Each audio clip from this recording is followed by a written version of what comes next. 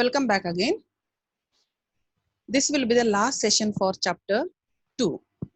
In the previous class, we saw how digestion takes place in the stomach and how long the food stays in the system. What types of food we must eat. From the stomach, the food moves to the next compartment, that is the small intestine. So let us look into the small intestine as absorption of all nutrients takes place in the small intestine. So let us begin with the small intestine.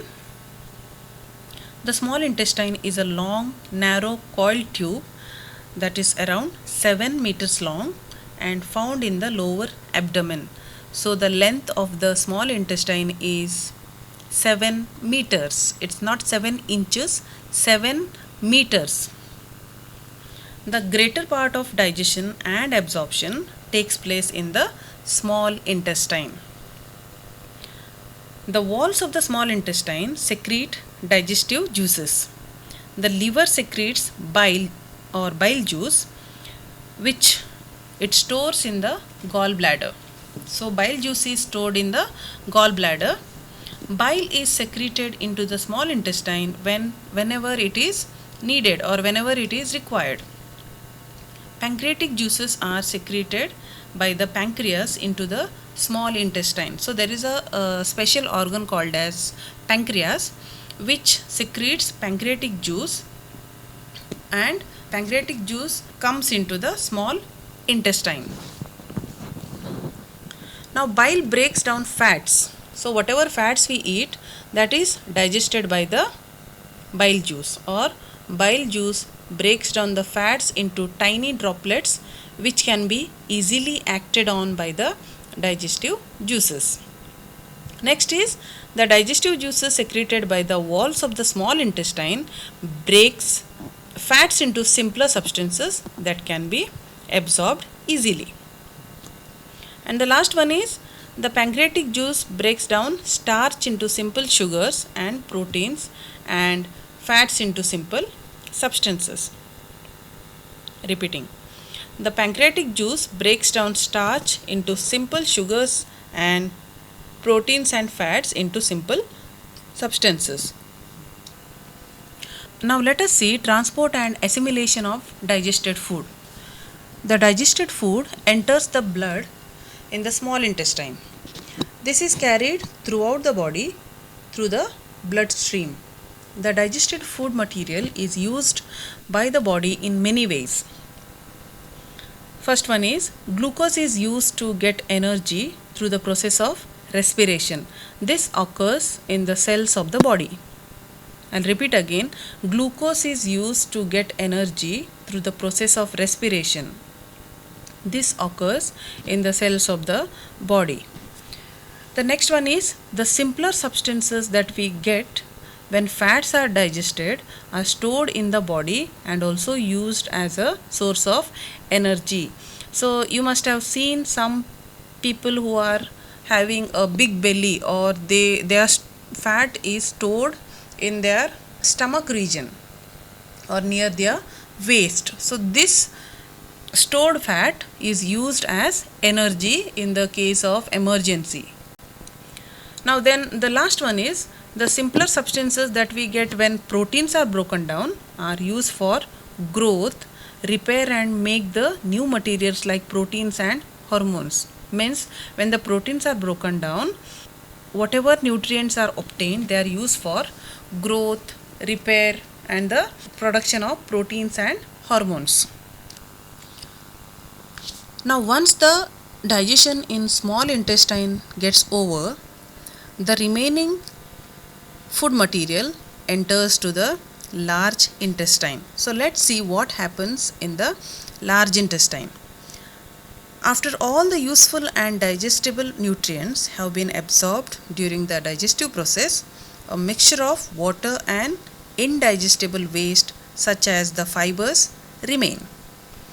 It helps in the bowel movement and in getting rid of the waste.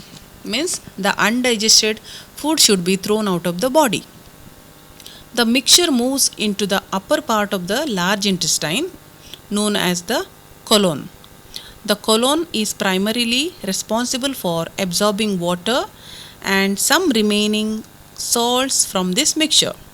The remaining matter compacts into a dense bundle known as feces and reaches the rectum.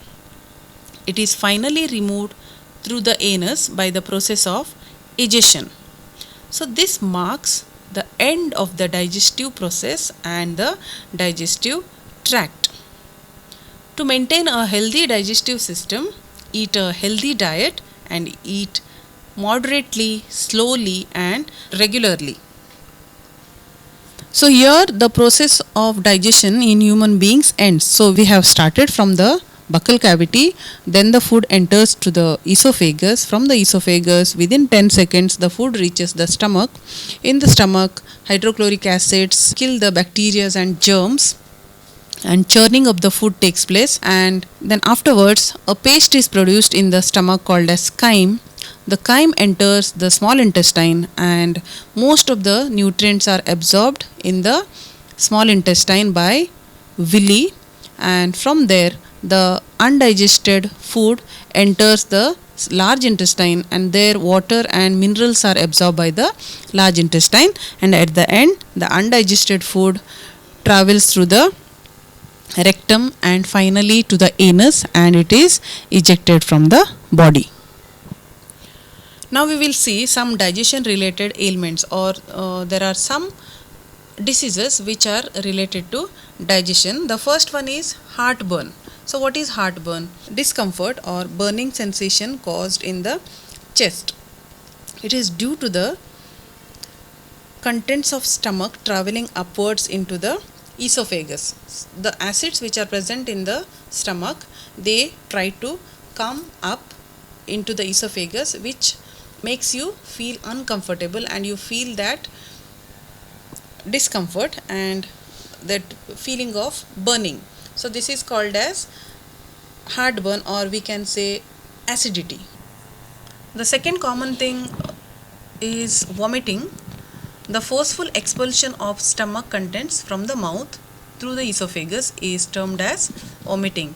Mostly small children, once they are fed, they try to vomit whatever if they don't want to eat. So this is very common thing which happens in the small children. Then the third one, that is diarrhea. As we have finished with the process of digestion in human beings, let's move on to the next topic, that is digestion in grass eating animals. So as discussed earlier, animals such as cows, buffaloes, goats and sheep are plant eating animals, right? So you must have seen cows chewing continuously. Why do they chew continuously? Actually, when cows go for grazing, they quickly swallow plenty of grass without much chewing. This is an adaptation by which cows need very little time for feeding. The food is partially chewed and mixed with saliva. So before being swallowed and passed down to the esophagus, it is stored in a part of their four-chambered stomach called as rumen. Here, partial digestion of food occurs and the product is called cud. When the animal is resting, the cud is brought back into the mouth in small quantities and the animal chews it further. So this is called as chewing the cud. So this helps in the digestion of cellulose. So animals with a rumen are called as ruminants. So cattle, sheep, goats and deer are ruminants. The rumen contains billions of bacteria and other microbes that break down the cellulose. The cellulose returns to a large sac-like structure called as cecum, where the cellulose gets digested completely by the symbiotic bacteria to form sugars and fatty acids. Human beings cannot digest grass, or our digestive system lacks the bacteria which helps in the breakdown of cellulose. So why can't human beings eat grass, or why can't human beings cannot digest cellulose is because that particular bacteria which is in the stomachs of kettles or buffaloes or goats, that is lacking in human beings. So we cannot digest cellulose. This is how the digestion takes place in the grass eating animals. Now the last topic of the chapter, that is digestion in amoeba. Now what is amoeba? Amoeba is a unicellular organism and it is a microorganism found in pond water. So we cannot see it through our naked eyes. We need a microscope to observe amoeba. So it is the simplest living organism, we can say. It has a cell membrane and a round dense nucleus which controls all its functions. There are many bubble-like vacuoles in its cytoplasm which help in the digestion. So amoeba feeds on other organisms found in its surroundings. When it senses any food, it sends out its finger-like projections called as pseudopodia, or it is also called as false feet. So it spreads out its pseudopodia around the food particle and engulf it. Within a food vacuole, the digestive juices act on the engulfed food to break it down into simpler substances that are absorbed by the amoeba. The undigested and the unwanted substances is thrown outside the body through the vacuole. So in this way, the amoeba digests its food or captures its food with the help of pseudopodia, or we can call it as false feet.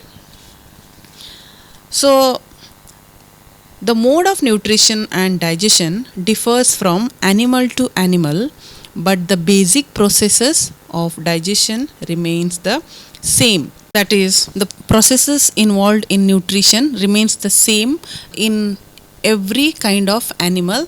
Which are the processes? I have told you in the previous class, that is ingestion, so that is taking of food, digestion, and then absorption, assimilation, egestion. So these are the processes involved in the nutrition. So may it be a unicellular organism or may it be a multicellular organism or human beings, animals. So all these processes are similar in the nutrition, or the process of digestion is almost similar. Let's recap. In today's session, we saw what happens to the food in the small intestine, large intestine, and how the undigested food is removed from the body. So let's conclude the lesson by summing up the whole chapter. So nutrition involves ingestion, digestion, absorption, assimilation, and in the end, egestion. So different kinds of teeth are used for cutting, tearing, chewing, and grinding. Digestion of food begins in the mouth by the action of saliva. Starch is the first substance to be digested. Pancreatic and intestinal juice help in the completing the process of digestion. The nutrients are absorbed in the small intestine through the blood vessel present in the villi. The undigested waste is thrown out of the body through the anus. Ruminants digest their food in 2 steps. Amoeba engulfs its food with the help of pseudopodia, and the food gets digested within a food vacuole. That's all for this chapter. Click on the link and watch the video. Till then, stay safe, eat healthy, and exercise regularly. Have a blissful day.